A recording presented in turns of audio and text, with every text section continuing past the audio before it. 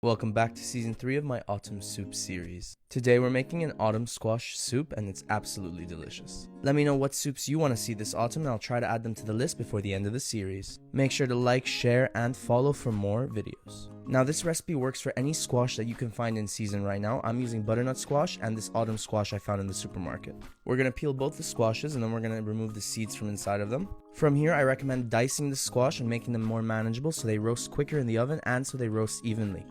Get all of the diced squash onto an oven tray and we're going to season with olive oil, salt, and some thyme.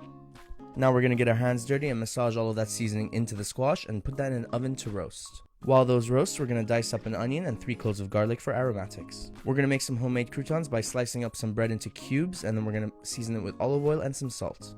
Now over to the stove, we're going to start sauteing our garlic and onion in some olive oil, add some thyme and oregano and some tomato puree.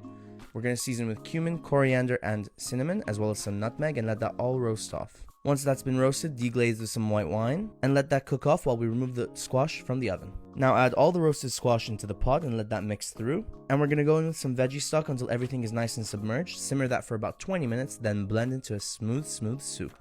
Now all that's left to do is to toast up your croutons, then we're ready to plate. Add all that soup into a nice bowl, and you can garnish with anything you like, but I like to go on with the croutons and some roasted pumpkin seeds.